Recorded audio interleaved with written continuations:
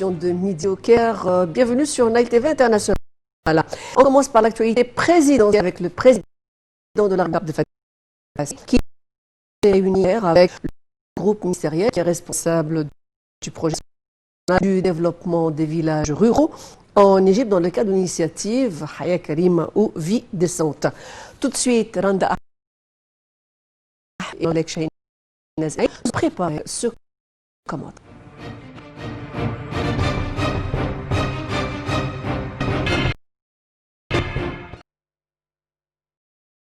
Le président Abdel Fattah el-Sisi s'est réuni hier avec le Premier ministre Dr Mustafa Madbouli, la ministre de la Planification et du Développement local Dr Hala Saïd, le ministre des Finances Dr Mohamed Aïd, le ministre du Développement local Mahmoud Sha'raoui, le ministre du Logement, des Publics et des Communautés urbaines Dr El Ghazal et la ministre de la Sécurité sociale Nevin El-Qabbaj, ainsi que le conseiller du président de la République pour les affaires financières, l'ingénieur Mohamed Amin et le chef adjoint de l'autorité de génie pour le projet du développement de 1500 villages. Le porte-parole de la présidence a déclaré que la réunion a porté sur le plan exécutif de développement des villages de la campagne égyptienne au niveau de la République, dans le cadre de l'initiative de Haya Karim ou une vie décente. Dans ce contexte, le président el-Sisi a dirigé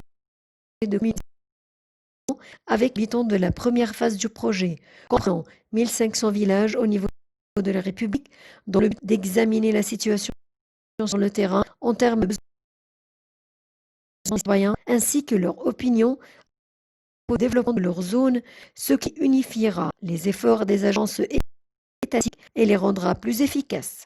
Le président el-Sisi a également exigé que le projet comprenne la distribution administrative organisée des services gouvernementaux dans les centres et les villages ciblés de manière moderne et combinée afin de faciliter la tâche des citoyens tout en le reliant électroniquement aux ministères centraux de la nouvelle capitale administrative afin que ces villages puissent bénéficier de la mécanisation, de la numérisation et de la modernisation de l'appareil gouvernemental de l'État. Le porte-parole a ajouté que la réunion a porté sur opérationnelle de la première phase du projet national visant à évoluer l'efficacité de 1500 villages à l'échelle républicaine tout en améliorant l'infrastructure, notamment l'eau, l'électricité, l'assainissement, le revêtement des canaux, les routes et d'autres, outre l'axe de service qui comprendra la santé, l'éducation, les programmes sociaux, en clarifiant le rôle et la responsabilité de toutes les agences chargées de la mise en œuvre des phases du projet et du calendrier précis.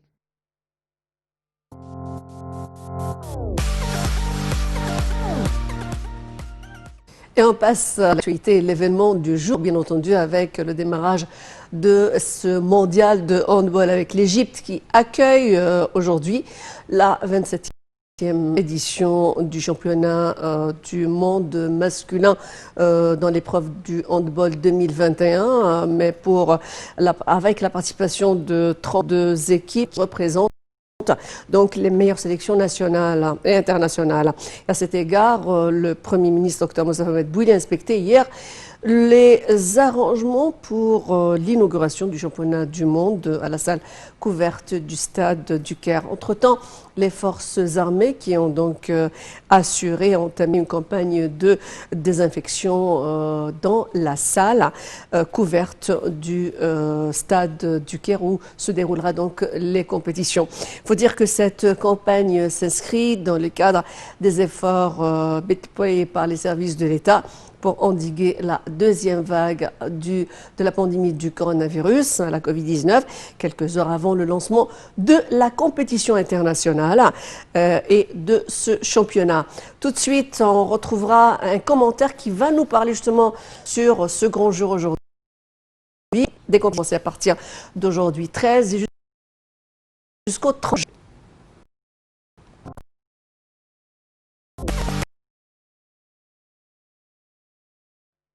Le Premier ministre a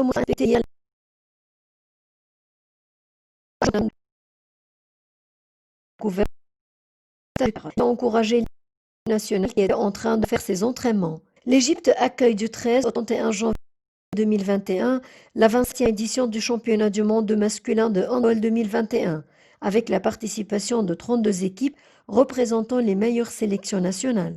Cette compétition organisée par la Fédération internationale de handball constitue la plus importante manifestation sportive à l'échelle mondiale depuis la propagation de la pandémie du Covid-19, mais aussi un nouveau challenge aux prises de l'État égyptien. Les compétitions doivent avoir lieu sans public au stade du Caire, à la nouvelle capitale administrative, au complexe du Dr Hassan Mustafa, dans la ville du 6 octobre, et au stade Guelab à Alexandrie.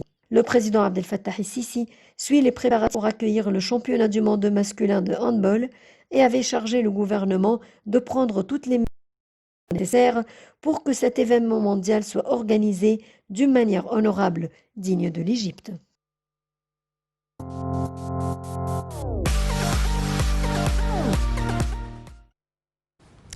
Alors, pour parler de ce grand sujet, surtout de cette ouverture aujourd'hui spectaculaire on sera sous le feu du monde entier dans cette épreuve masculine de handball, nous avons le plaisir d'avoir à bord le capitaine Mohamed Rachad, qui est également critique sportif. Bonjour et bienvenue sur International. Bonjour, comment ça va? Ça va bien.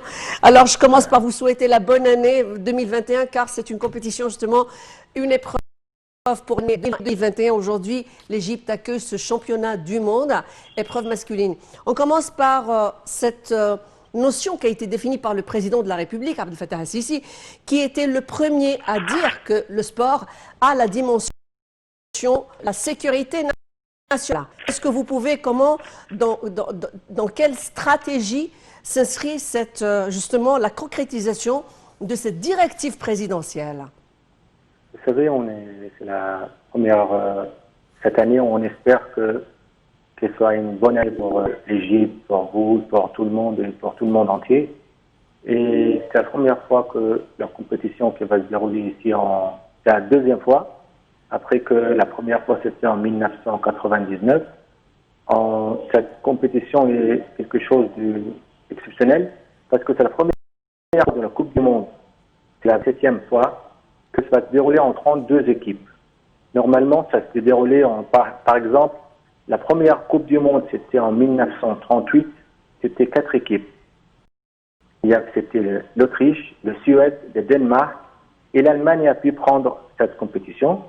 Et après 16 ans, je veux dire, parce que la Première Guerre mondiale, Deuxième Guerre mondiale, c'était 6 équipes. Ensuite, dans le 14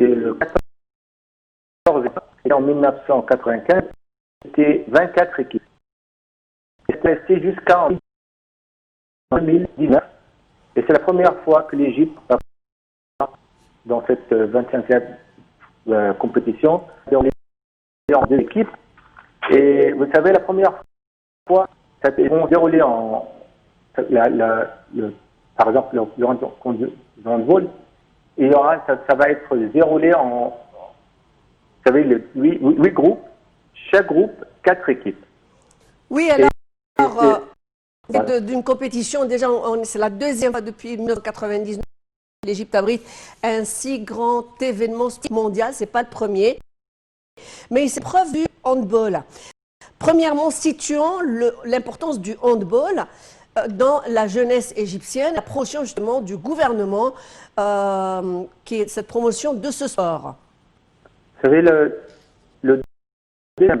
on peut dire le premier, par exemple, les sports collectifs, le handball, par rapport à qu'est-ce qu'ils ont pu, parce que dans l'inscription dans 2001, Coupe du Monde, ils étaient 4e. Et normalement, quand on regarde les jeunes et les grands, ils ont pris une Coupe du Monde. Ils ont pris l'Égypte a pris 2 fois la Coupe du Monde des jeunes. Et par rapport au football, par exemple, il y a une très grande différence. Et il y a une génération qui a vraiment, en 1915 et en 1919, on a pu prendre la Coupe du Monde avant. Et il y a une génération qui a fait Ashraf Sabr Hussein, il y a Ashraf Awad, Ahmed Ahmar. Ahmed Ahmar, il a été avec eux, il va être dans cette génération. C'est Zaki aussi, il y a Sameh Abouarif, il n'y avait pas autant de mal, c'est un entraîneur c'était quelque chose de bien pour l'Égypte. Et j'espère que l'Égypte va pouvoir, parce que normalement les joueurs là, si on regarde par exemple les noms des joueurs, on a par exemple, ils sont professionnels. On a Karim qui joue en Roumanie, et Ali, on veut dire le Zamalek, Abrahman Ali, Hamid Ali, Mohamed Gamal dans le Liège, il y a Bakar le Zamalek, Ahmed Mo'min le Zamalek, Karim Aïd. Il y a aussi Ali Zain en Émirats, Kaddah le Zamalek, Hassan Kaddah le Zamalek, Abrahman Faisal Ahri. Il y a Omar Haggag Meliha en Émirats.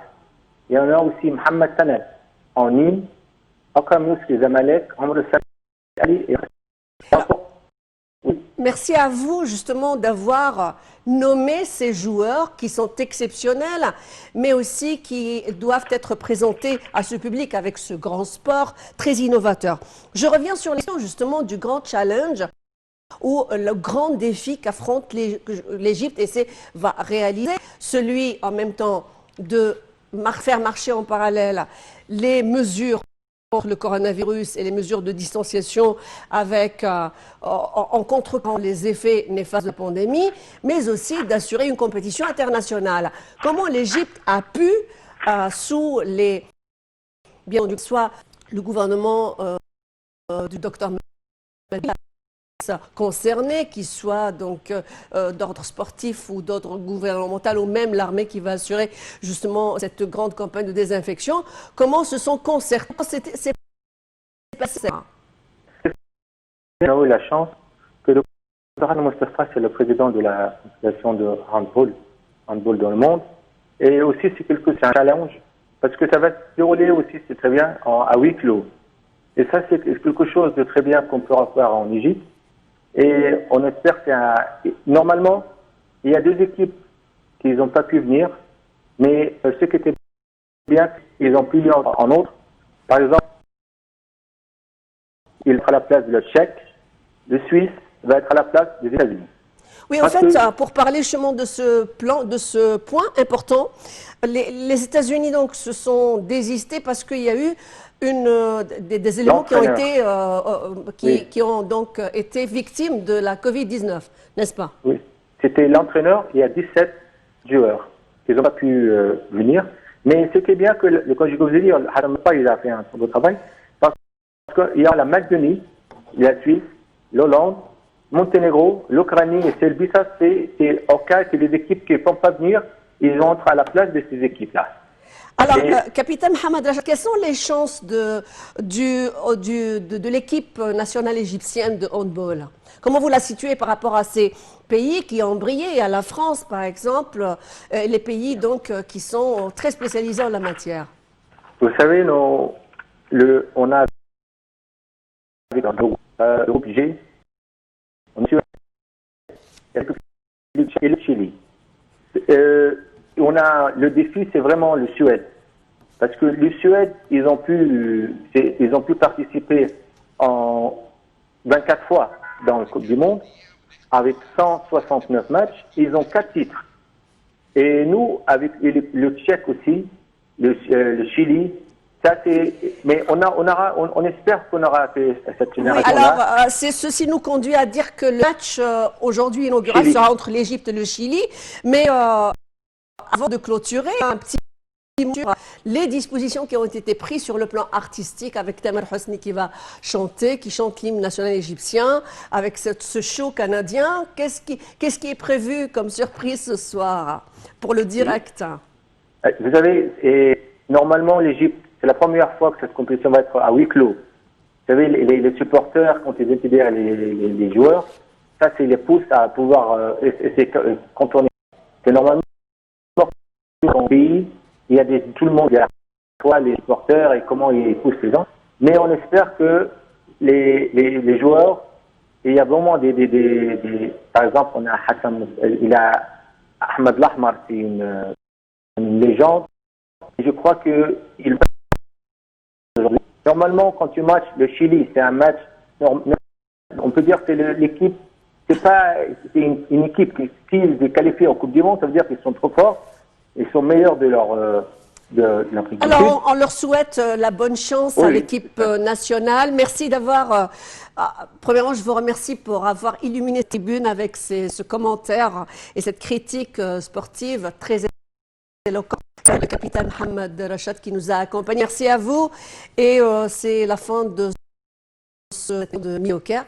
Je rappelle que tout à l'heure, le soir, on va s'attendre au grand show avec le grand direct et de ce 27e championnat du monde.